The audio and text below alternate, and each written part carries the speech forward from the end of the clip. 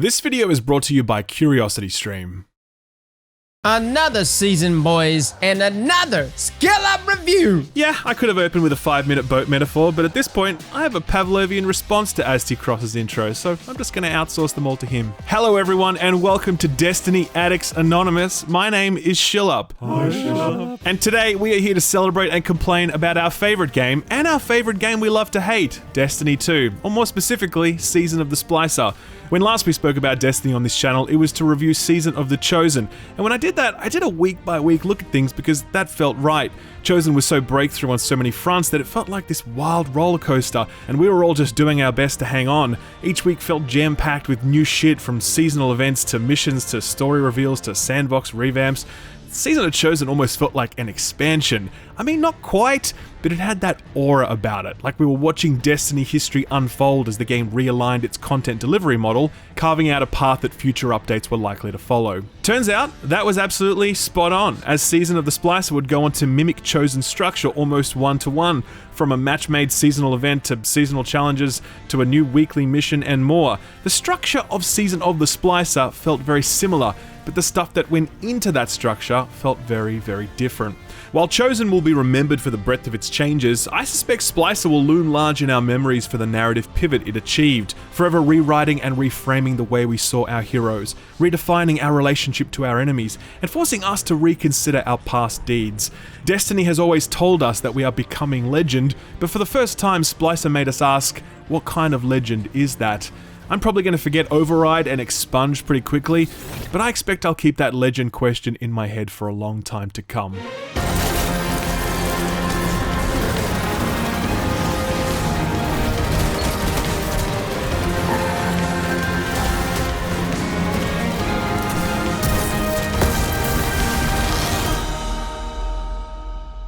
Season of the Splicer begins with a distress call. Mithrax, or Misrax Kill if you're one of those annoying people that say Paris as Paris, has crash landed on Europa and he needs our help. Or maybe we need his help. The Vex are doing funky computer things, and since none of us know how to use any piece of technology that doesn't have a barrel at the end of it, Mithrax and his house light hold the keys to humanity's salvation. Did anyone else note the irony of the PvE side of Splicer being entirely about how becoming a hacker is good, while the PvP side continued to be ruined by hackers? Or was that just me? I get a feeling that the drab, blank, white aesthetic of Europa was chosen as the starting mission because the smash cut that happens after that is some awesome whiplash. Digitized and pumped down the intertubes, we arrive in the Vex cyberspace, a neon kingdom of purples and greens and pinks and polygons and wire mesh and... Holy shit, am I using Behemoth in PvE? I remember when that spec used to work. Those were good times. I feel like I say this every season, but Bungie's artists are, basically, not human. They're just too good. I don't know how they keep coming up with entirely new design aesthetics that expand the universe, while always finding a way to link and ground those aesthetics so they feel authentically Destiny. I mean, the closest thing we'd seen to this before was in the Prophecy dungeon, but this just takes that to a whole new level and builds an entire visual theme out of it. It's just amazing. So good, in fact, that everyone was begging, pleading for Bungie to create a PvP map inspired by this setting. Thankfully, Bungie's response did not disappoint.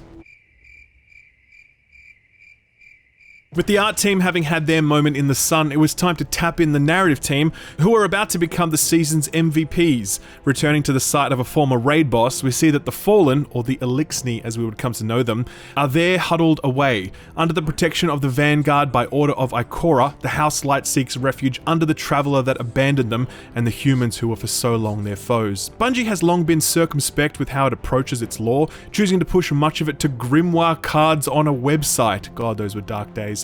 To in-game lore entries, to journal entries that recount Destiny's history with unique narrative flair. Here in Splicer, the Eliksni Quarter was peppered with items we could interact with, and the House Scribe would regale us with the stories of her people. I feel like we learned more about the Fallen, or the Eliksni House Light, in 15 minutes than we had in the preceding 7 years of Destiny.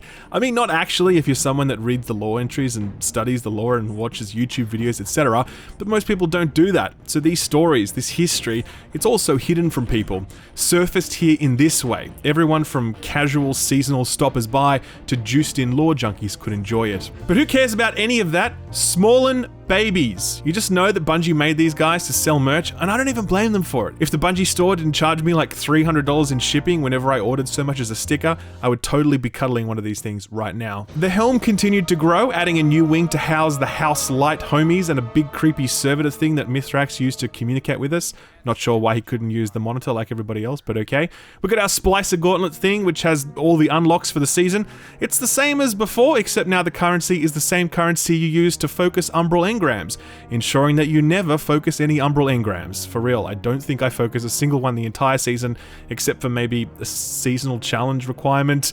I don't know, I still like the idea of Umbrals, but they're still way too grindy. It was at this first trip to the Helm that we also got reacquainted with this season's unlikely antagonist, Lakshmi, chieftain of the future war cult and person who claims she's able to see into the future, even if that foresight leaves out a few important details. Can we really spare the energy and resources to shelter our enemies while we are under Vex attack? Yes, we should be worried about a Vex attack, shouldn't we, Lakshmi? Jokes aside, Lakshmi was one of the most important antagonists this game has ever had. Prior to this, Destiny has always been about a united humanity repelling an external threat, never the threat from within. There might have been some disagreements along the way about methods, but there were never political machinations at work. The absolute authority of the Vanguard had never been called into question, and similarly, the morality of our decisions was always so binary, never grey, never ambiguous. We knew who the bad guys were, we knew we could trust those we fought alongside, and we always knew we were doing the right thing. Savathun would later emerge as the ultimate cause of all this discord, but Lakshmi was her instrument, and she was extraordinarily effective at driving a wedge between the Vanguard, the House Light, the people of the Last City, the factions, and the other heroes who call the tower home. I think of all the story arcs Destiny has ever delivered, this was the most sophisticated, socially, morally, and politically. I don't know who made this meme, but they're a fucking genius. Thank you, stranger. It's easy to reduce Lakshmi's hostility to the Fallen as racism, and it kind of is, but I think it's more about the challenges imposed by a refugee crisis when there are no easy answers to those. I also think it's about the cycle of vengeance, and how you might learn to forgive a former adversary when their transgressions are so fresh in your mind. It was only a short time before this that the Fallen had invaded Earth to take back the Traveler's Light. When humanity is already on the ropes, when resources are already so stretched, and when those knocking at your doors were some of the principal architects of your struggle, I don't think Lakshmi is capital E evil when she pushes back against this, mistrusting the Fallen and putting the needs of her people first. This tension is best exemplified by Sate 14, the angry Russian titan who made a name for himself by slaughtering Fallen. That's his thing. If you could put bumper stickers on a sparrow, Saints would read, "I ain't fallen for no fallen." When the Fallen arrive and Ikora give them safe harbor, Saint 14 complied, but not without complaint. This endless night, it drains us. Our resources are spread too thin. What you give to them, you take from the mouths of our citizens. From there, every week gave us a little dialogue exchange between Mithrax and Saint, as Mithrax pleaded his good intentions and Saint clung to his old hatreds, culminating in this moment. You cannot ask people to live alongside their monsters. Listen to me now, Saint.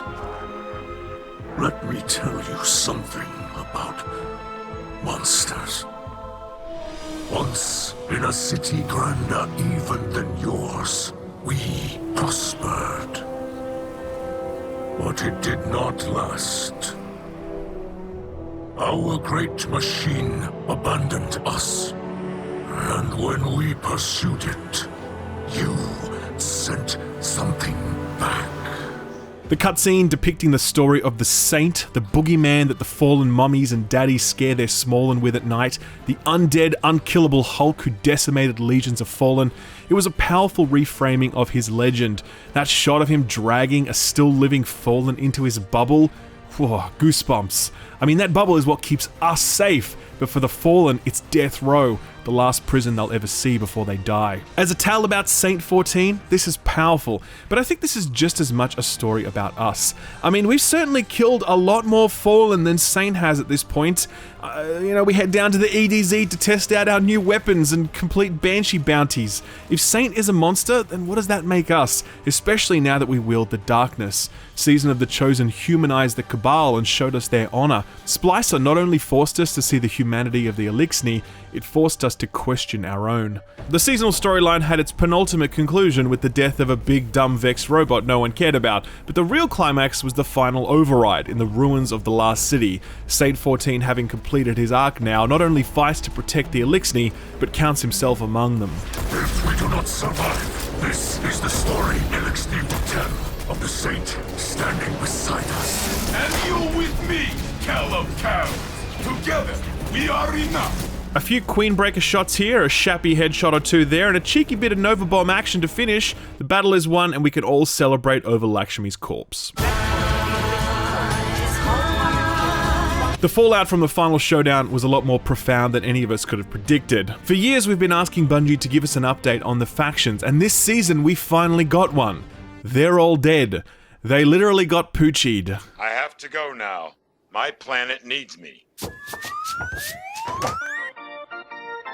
Plus, Osiris went MIA, but that didn't last long. If you've booted up any of Season of the Lost, you'd know why Osiris was acting so weird all this time, and it doesn't look like he's going to be back in action anytime soon. The reveal of Savathun in our midst was a necessary escalation point for this saga, and in any other season, it probably would have been the most interesting reveal. But in Season of the Splicer, it feels a little pedestrian.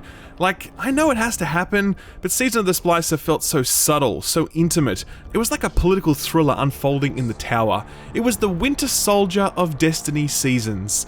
But in the end, you gotta get to the end game, and that's where we're headed next February. But Season of the Splicer wasn't just an amazing story. There were also plenty of cool guns to shoot at.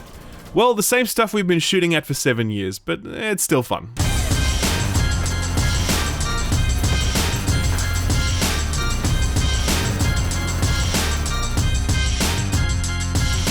For a long time now, we've been asking for a new match-made 6-person activity, and Bungie gave it to us in the form of Override. In never-before-seen Destiny encounter design, we had to shoot some stuff, and then dunk some things into a thing. Very breakthrough stuff, hugely innovative. No one was prepared for Bungie to surprise us like this. Jokes aside, Override is fine. It has nice little quirks like the whole disappear into another realm and fight a mini-boss thing, and the traversal challenge before the final boss is nice, especially when you drop glacial nades on those slidey platforms. But on the whole, Override certainly won't rank among the best of the seasonal activities we've seen to date. Ironically, one of the biggest challenges it faced was the very thing we were asking for, the other 5 players all fighting desperately alongside you for kills. In Override, the enemy isn't the Vex or the Cabal, it's the Titan in your Fireteam just standing at the spawn point, spinning in circles with his fallen guillotine while you try to get 3 more sidearm headshot kills to complete a bounty. Battlegrounds were spectacular because they reset our expectations when it came to enemy density. There was no activity in the game that provided the same per square meter tonnage of meaty Cabal beef to sink your teeth into, and the result was this euphoric carnage. For so long we've been amassing all this power with new weapons and weapon perks and armor mods and subclass changes, but all of it felt so latent because there was just never enough to kill. Battlegrounds solved that problem, and Override kind of reintroduced it. I think Bungie noticed this though, which is why if you've played the new 6-man activity in Season of the Lost, the last bit gets really crazy, but yeah, look, Override was fine. Expunged was also fine. I kind of feel bad for Expunged because it was the follow-up to Presage, and how do you follow up on that? It's like me trying to make a video on anything after Resurrected has done a video on it. I mean, what's the point? People are just going to compare me to Resurrected, and he's going to win every time, which is why I'll never make a video on Formula 1 games. Expunged was novel, but its labyrinth section was a little tedious the first time you did it, and it only got kind of repetitive after that, even with the changes that came with the weekly rotation. Its final sections were actually quite cool though. They felt like solo player dungeons with interesting mechanics to contend with. Presage was Bungie asking, how can we create an immersive ghost ship experience, where Expunge really felt like Bungie asking, how can we distill the essence of a raid or a dungeon into an experience that can be soloed? And for what it's worth, I think they succeeded. Rewarding our exploits in these activities and elsewhere was a unique arsenal of seasonal weaponry like the Grid Skipper and the Ignition Code and that sidearm no one used, and the Chroma Rush. My god, this weapon felt so damn sexy to use. Prior to Season of the Chosen, Bungie committed to expanding their weapons team and increasing its output. We felt that in Season of the Chosen, where weapons like Extraordinary Rendition, Far Future and Reese Walker all left their mark, and in this regard, Season of the Splicer was no different. The real boon to the weapon sandbox continued to be Bungie cutting loose with perk combinations. I mean, I have a grenade launcher with slide shot. I can do this.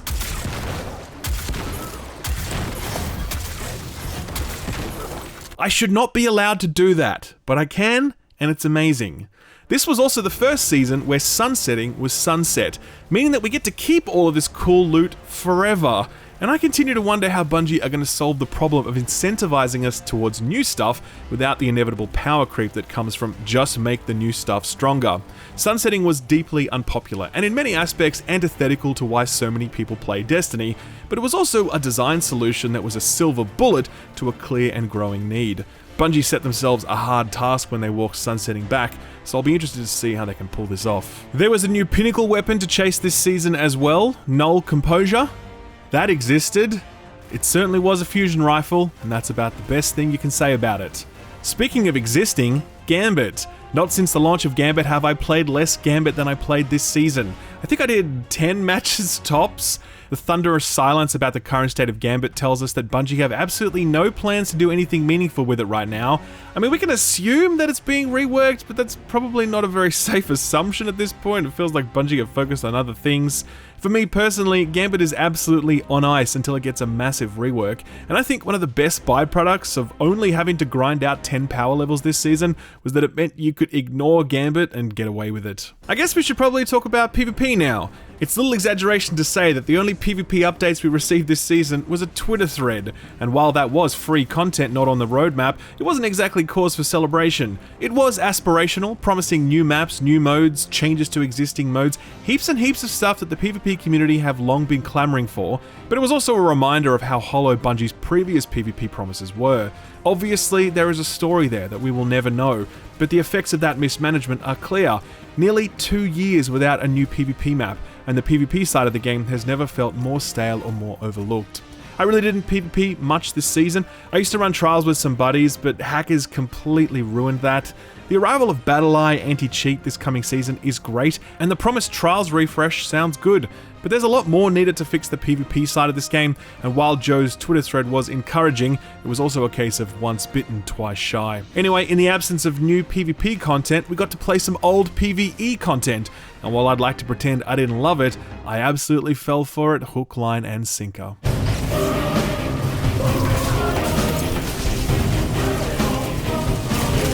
Let's be real, vanilla Destiny's launch was an absolute shitshow. It was an unfinished mess on every level and in every way except one, the Vault of Glass. This cavernous rift in time combined the spelunking of Tomb Raider with the raid boss showdowns of World of Warcraft to deliver console players an experience that they had never had before.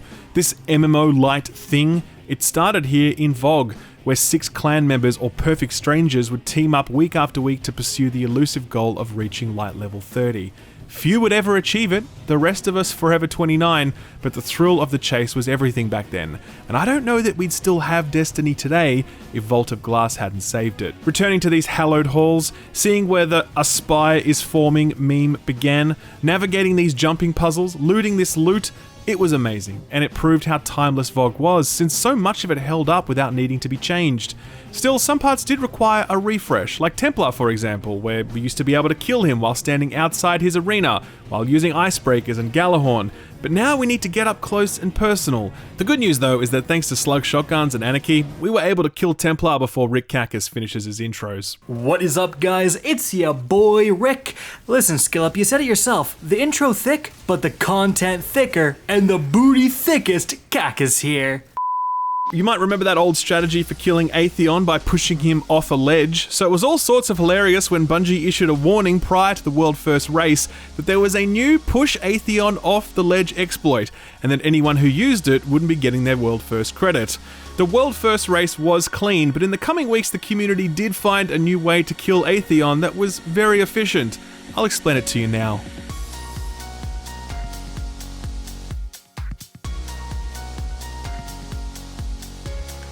Step 1. Exploit the boss and shoot him while he stands there. Step 2. Collect your Vex Mythoclast. Thank you for watching. I hope you found this raid guide useful. Later in the season, we'd get Master Vogue. I could do an entire video on this, but I'll just say that I didn't finish Master Vogue, not because I couldn't, but because I just didn't enjoy it, and the incentives to do it just weren't there. I mean, I got day 1 Vogue clear with contest mode active, and I absolutely loved that. I cleared half of Master Vogue, and I was like, no, I don't want to do this anymore. This is boring. I would be interested to know how many people were regularly running Master Vogue after its release, and compare that to, say, how many people were regularly running hard mode Kingsfall back in the day, right? Like, I play with some seriously hardcore people, none of them wanted to run this. It was a combination of the light level requirement and the champions and the lack of loot. I just don't know what the objective of this sort of content is. I'm assuming it's like, do it once and get a title, and if you're super hardcore, you can run it regularly for more loot. I've always had this feeling that Destiny just doesn't need this type of content. I'm someone that's raided hardcore WoW for more than 10 years. I'm currently raiding endgame Final Fantasy. I love raiding, and I always do it at the hardest difficulties, but Proving Grounds or Glassway GM Nightfalls or Master Vogue, it's just not fun for me. It's so disempowering compared to the core fantasy of being a Guardian. I know Bungie have finite resources, and if you were to ask me, should they make a raid difficulty akin to Kingsfall hard mode, or should they make more master content just chock full of champions, I'm gonna go with Kingsfall, thank you very much. But look, I know some people love it, and I'm glad it exists for you. I just don't get it, and I would be really glad if Bungie's future difficulty models were less reliant on you grinding 800 levels of your season pass and cramming 55 champions in every encounter. That's just me. This season also saw the introduction of armor synthesis, or as we like to call it, Transmog. And never was there a clearer case of the Bungie monkey paw in action, where we finally got the thing we wanted, but it was deeply cursed. The system Bungie presented to us was a classic case of anchoring, something so convoluted, so grindy, and so stingy that the only reasonable response to it was hostility, at which point Bungie could make a few minor tweaks, wind it back some, and then people would be like, yay, they listened, when really this whole back and forth was planned from the start. Is the Bungie Transmog system the end of the world? No, of course it's not. Can we all get by with just 10 Transmog unlocks each season? Yes, of course we can. But it's just shitty, you know? It's just shitty, and it's one of those reminders that one of the biggest things holding Destiny back is how Bungie treats its player base. There's this meme in the Final Fantasy XIV community that goes like this. Have you heard about the critically acclaimed MMORPG Final Fantasy XIV with an expanded free trial which you can put blah blah blah. You've seen it.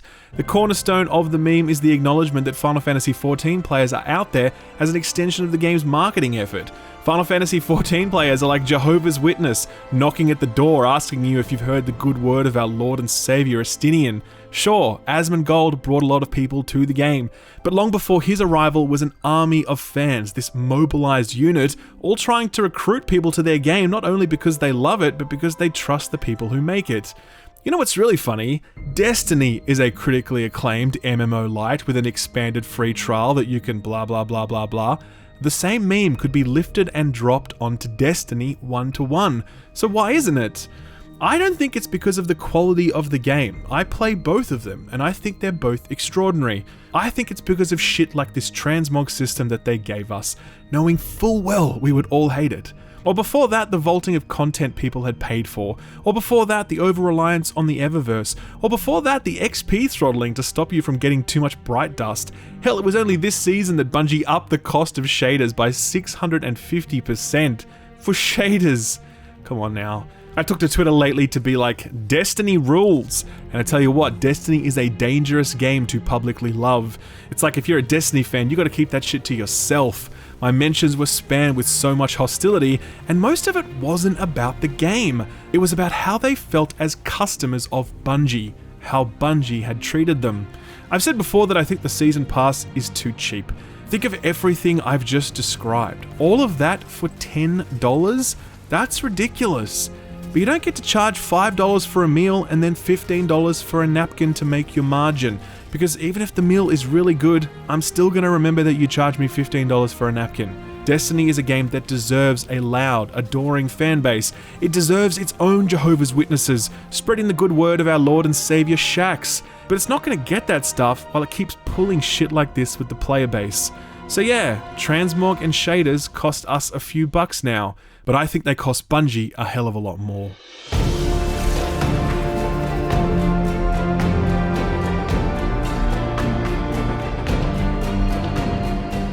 Season of the Splicer is over. Season of the Lost has begun, and spoiler, we already kind of know how it ends, because Bungie basically told us in the Witch Queen reveal. Finally, we get to face Savathun, in her throne world no less. Finally, we get weapon crafting. Finally, the light-based subclasses will be radically refreshed to bring them up to par with the stasis subclasses.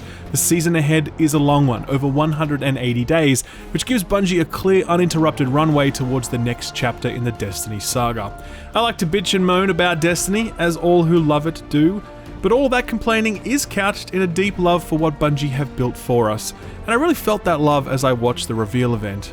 In many aspects, Destiny has never been in a better place than it is right now. Its storytelling has never been better. Our Guardians have never been more powerful. The weapons we wield have never been stronger. The seasonal model has never been more sure-footed.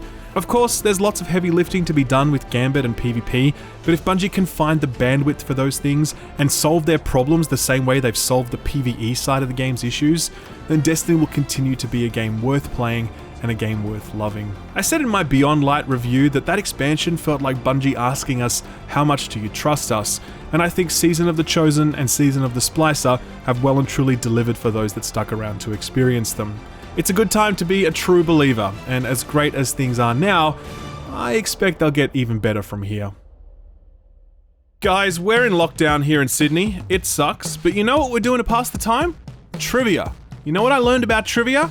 I suck at trivia. Unless there's a question about video games, I always clean up on those. If only there was a platform or a service that could broaden my horizons, so I am possessed of more useful knowledge than just the Konami code, or the year that Ocarina of Time was released. Enter CuriosityStream. It's Netflix for nerds, it's Hulu for history buffs, it's the Disney Plus for the scientist in us.